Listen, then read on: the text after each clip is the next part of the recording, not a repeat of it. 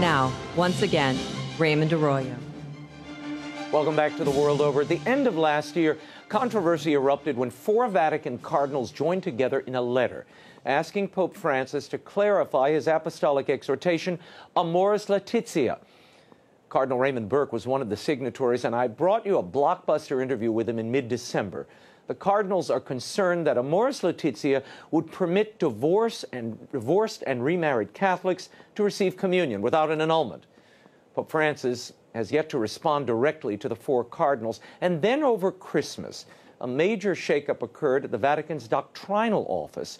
We'll tell you about that. To explain and analyze, we're joined by the papal posse. On set, the editor-in-chief of thecatholicthing.org, Robert Royal, and joining us via satellite from Manhattan, Father Gerald Murray, canon, lawyer, and priest of the Archdiocese of New York. Gentlemen, thank you both for being here.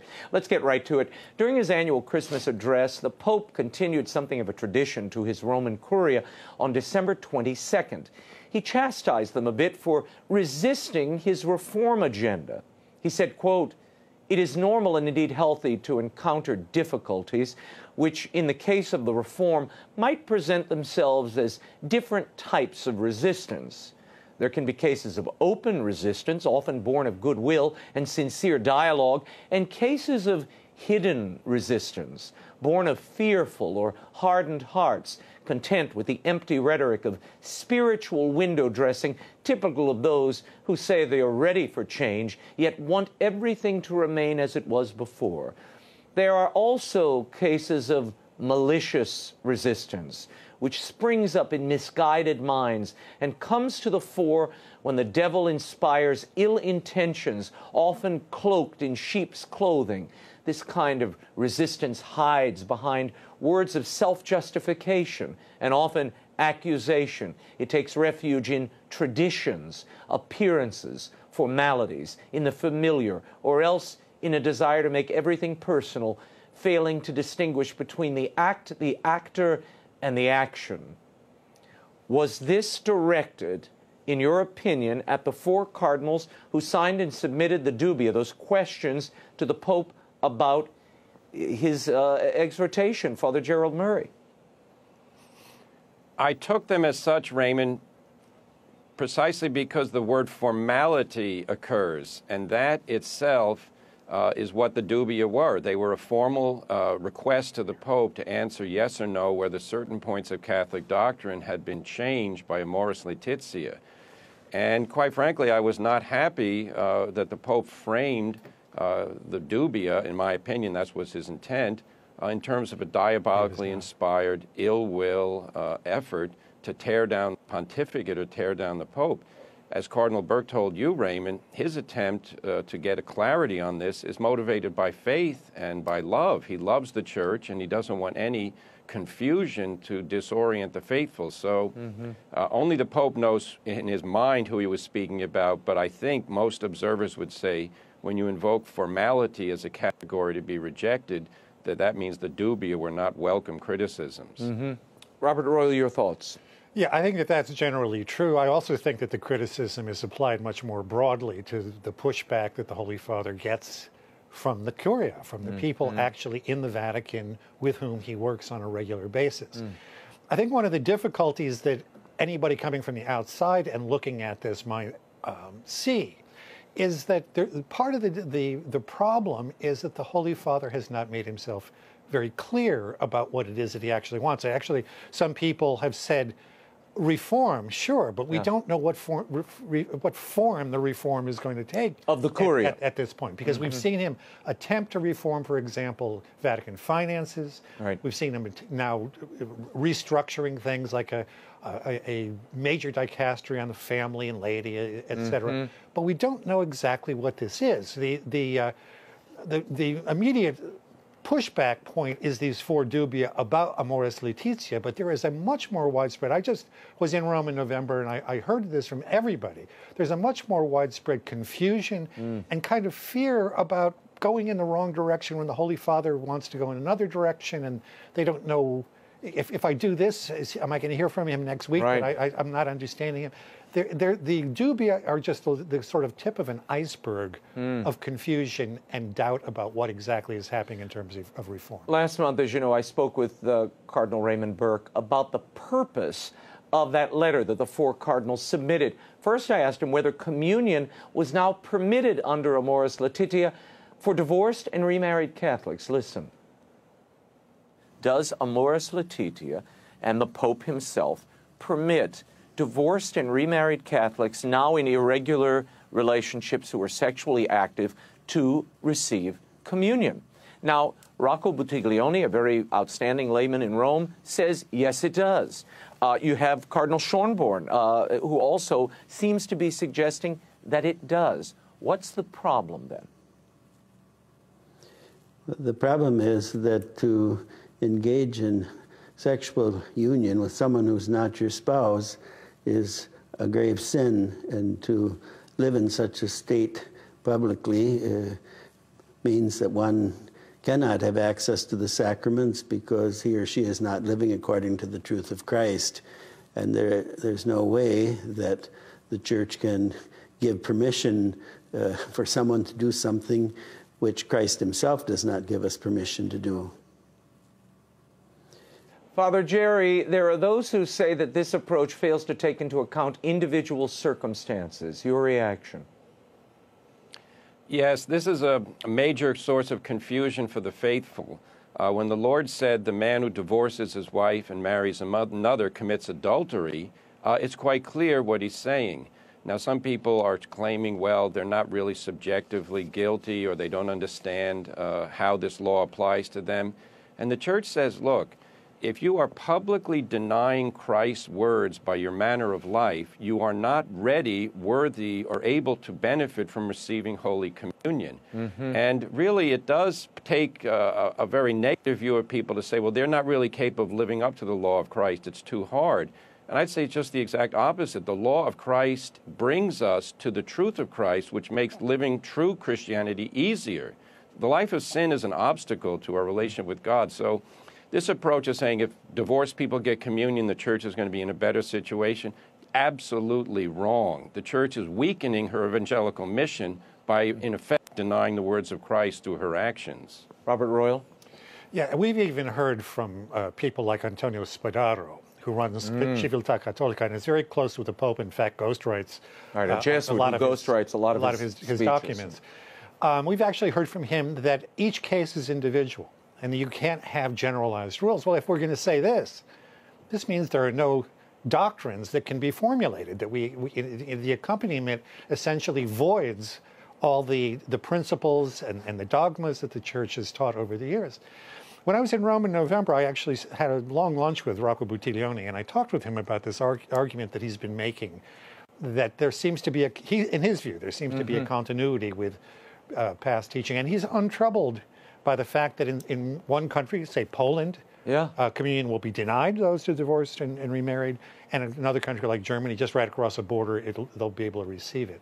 He says, we've had different disciplines about priestly celibacy and whatnot. So this is a very odd thing, and I think even if this weren't as contentious publicly an issue right now, underneath the surface there is a lot of nervousness about what does this say about the Church more broadly. I mean, are all of our moral teachings now going to be reduced to accompaniment and discernment? It's an unusual situation. Well, it seems everything's hodgepodge and ad hoc. You can have one opinion in this diocese and another practice in another, and that's perfectly legitimate, or is it? Now, Cardinal Burke, when I pressed him, he said and suggested that a formal correction may be in the offing if the Pope chooses not to respond to their questionnaire about this Amoris Laetitia document. Watch this. I'm sure you're getting letters and calls from others who support you, and you said you were willing to issue a formal correction if necessary. Does that still stand? Of course it does. That's a standard instrument in the Church for addressing such a situation. Yes, there are other cardinals. I don't want to get into this business of the numbers. We have to remember the criterion here is the truth. He brought up St. John Fisher, as a matter of fact, not comparing himself to John Fisher, but simply saying John Fisher was all alone among the episcopate at the time when Henry VIII wanted to remarry and get passes for it, and he's the only one we call a saint today. Your reaction? Well, you know, Alexander Solzhenitsyn, the great protester against the Soviet Union, used to say, there's an old Russian saying, that one word of truth outweighs the whole world. And I think that that has been kind of a Catholic principle over the years. I noticed that Cardinal Brandmuller, who was one of the four who signed this document, sent the dubia to the Holy Father, said that in the first instance, this formal process will be in camera caritatis, in formal correction, a correction in a room of charity, so privately. But he said in the first instance.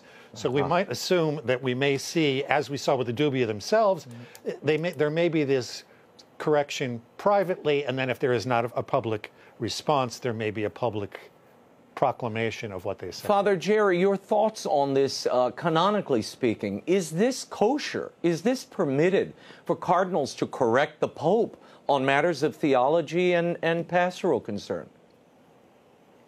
It is, because when you are ordained a bishop, you are given a command to teach in the name of Christ the truth of revelation. And the concern for bishops and cardinals is the universal church. And of course, the Pope is a man who has an office given to him by God. He is the successor of St. Peter, but he is not beyond rebuke or reproach if he makes a mistake. And I think this is something that's important for everyone to understand. Cardinal Burke is not doing this to get publicity for himself or to establish a movement behind him. No, Cardinal Burke is doing this because the Pope needs to know you cannot do anything that would weaken the teaching of the Church on marriage and sin and pretend that this is advancing the interests of the Church. Christ did not go out and say, you can commit adultery if you sincerely think you're not going to sin in doing so. He never said that. And in effect, that's what we're hearing now. There's a bishop in Germany I just read, in Austria, who has told his people, divorced and remarried people can now go to communion in his diocese. This is abhorrent. People who are committing acts of adultery need guidance to stop, not be told that they can receive communion. And I think the Pope, he set this in motion by Amoris Laetitia. He's got to be told and understood clearly, Holy Father, this is a mistake. This must be withdrawn. You know, Cardinal Brandmuller, who you mentioned a moment ago, who was one of the signatories of this dubia, he wrote, whoever thinks that persistent adultery and the reception of Holy Communion are compatible is a heretic and promotes schism. So he's kind of turning it around. That was in Der Spiegel from just before Christmas. He's sort of turning it around and saying, wait, we're not promoting schism. The schism is being promoted by people who would advance this idea or teaching. We'll see where this goes. There was some big news at a major Vatican doctrinal office. In fact, it is the Vatican doctrinal office, an unprecedented personnel shakeup at the Congregation for the Doctrine of the Faith. Italian journalist and Vatican expert Marco Tossati reports that Pope Francis ordered the prefect of the CDF, Cardinal Gerhard Müller, to terminate 3 priests employed at the congregation, giving no explanation for the order. According to Tossati, Cardinal Müller was perplexed by the request since all 3 were exemplary priests and employees. He held off on the firings until he could meet with Pope Francis face-to-face to better understand why the priests were being dismissed. After eventually gaining that meeting, Cardinal Müller was told by Francis that as Pope, he was not obligated to give a reason and immediately ended the meeting. He noted further that one of the fired priests had openly expressed a negative opinion about some of Pope Francis's recent decisions. Robert Royal, your reaction, and is this in a spirit of dialogue? I have to say I was very shocked to hear about this. I've been hearing for over a year from people in the CDF and elsewhere that things like this, but not quite as sharp and as stark a move against members in good standing, good priests who were good workers in the CDF. But I was quite shocked. I was so shocked, in fact, that I checked this morning. I asked a source in Rome, who I think is quite reliable, if this were true, and he said that, in fact, it had just been confirmed that it's true. It's a confirmation of something that I think is much more widespread, that there's there's fear. I mentioned this earlier, but there's fear and there's confusion about where the Holy Father is going.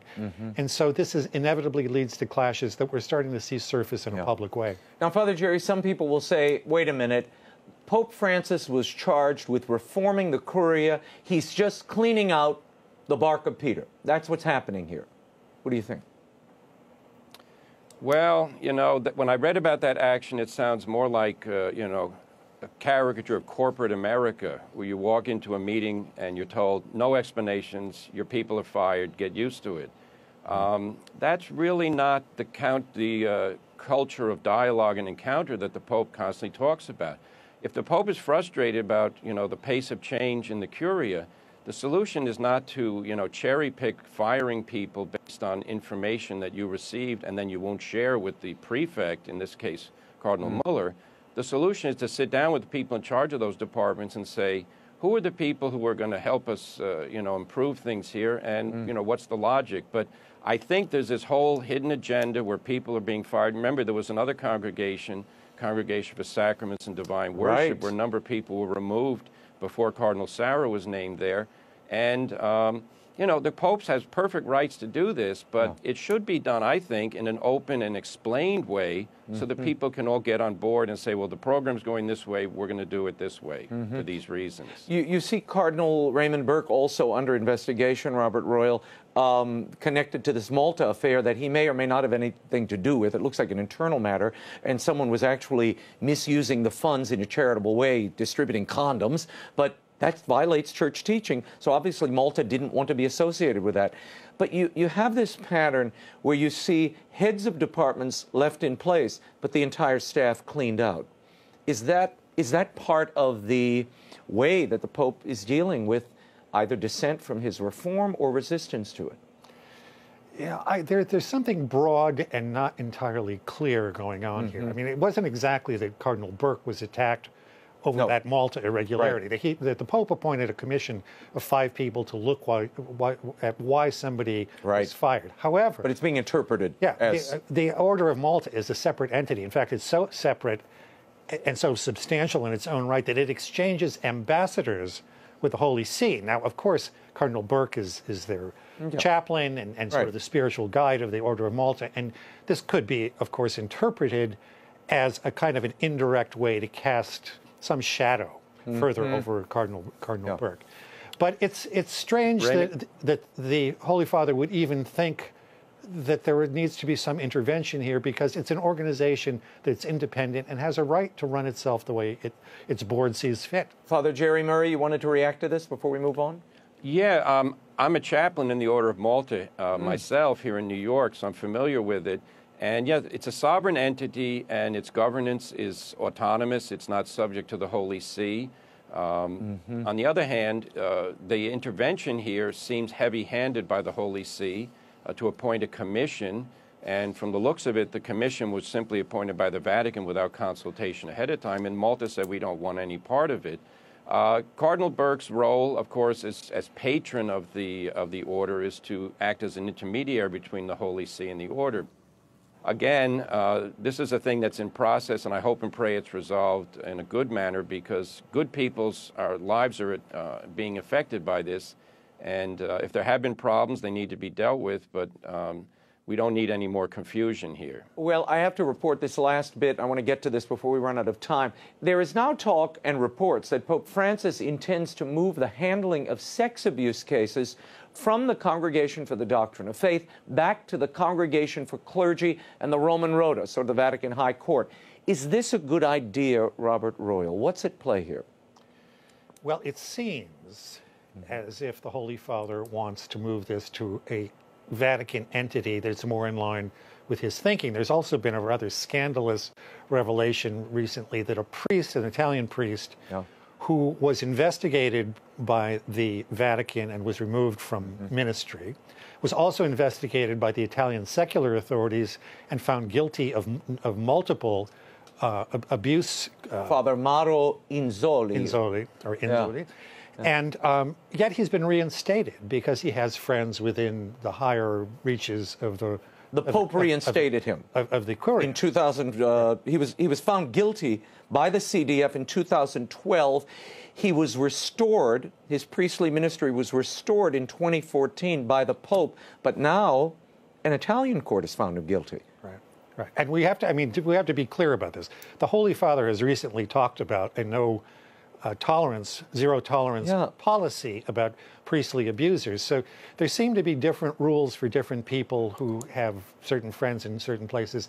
And maybe it's easier for him to keep some control over it at the Rota rather than in the CDF. We don't know. Because of this turmoil within the CDF, there may be even more yet to come out. Father Jerry, doesn't this fly in the face, though, when you say we have a zero-tolerance policy? The Pope this week said we should go out to the victims, any victims we find, and greet them not with words but with tears. And yet we find this case of reinstating a priest who was found guilty by the Congregation for the Doctrine of Faith. His faculties were removed, and then they were reinstated. Well, it's even broader than that, or deeper than that. He was removed from the clerical state. In other words, he was. You can't remove the sacrament of orders, but you can forbid its exercise, and you can forbid him to ever using that. And then to be restored, he was then brought back into what's called a state of prayer and penance. But he can then celebrate Mass and all the rest privately.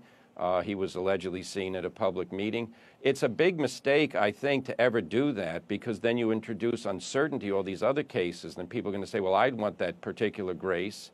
The explanation in the story is that he had friends in powerful places who got to the Pope. Now, as regards moving it out of the CDF, I would not recommend that at this time. In principle, there's nothing wrong with moving competence for these matters to another department. But the CDF has been one of the few organizations that functioned well to combat this problem. Remember, the Maciel case was handled by the CDF because a Mexican priest, a canon lawyer, brought a case to the CDF against Maciel for absolving an accomplice in a base sin. This is the history, in other words, of what happened is the Catholic Church's central governance organization moved very slowly. The CDF moved rapidly, and they handled it well. I would not advise it at this time, and this is a question. We need dialogue about it. If you're going to have a big movement like this, this really ought to be put out and said, well, what are the pros and cons? Not simply, the rumor mill and then something happens. I hope that's not the case in this matter. Yeah, and Pope Benedict, when he was CDF head, in fact, I remember members of that National Review Board who were overseeing the bishop's efforts to reform in the wake of the sex abuse scandal. The one priest, the one cardinal they always commended was Pope Benedict, then Cardinal Ratzinger, because he had moved these reforms and expeditiously moved to laicize these priestly offenders and hand them over to authorities. What does this say? Yeah, what's the larger question? What's the larger issue here in your mind? Starting Robert Royal. Well, look, we've seen this Holy Father wants to do something to make the church more vibrant, to extend mercy. I mean, this is the authentic part of him that I think everybody appreciates, and in the secular world, it's appreciated a great deal. But the kinds of steps that he is taking seem to contradict the way that he talks about the issues that he cares about. He talks about rigidity. He talks about clericalism. He talks about people being high and mighty. And then the very people who he's working with in the Curia find themselves treated rather abruptly by just these spontaneous things that seem to come out of nowhere. Father Jerry Murray, I'll give you the last words. I know you wanted to talk. Right, no, and because particularly as a canon lawyer on this sex abuse thing, the Catholic Church's credibility has been shredded in the eyes of the world by the way we handle sexual abuse by priests. Pope Benedict was a source of strength, and he did a lot, first as the cardinal at the Doctrine of the Faith, and then as Pope.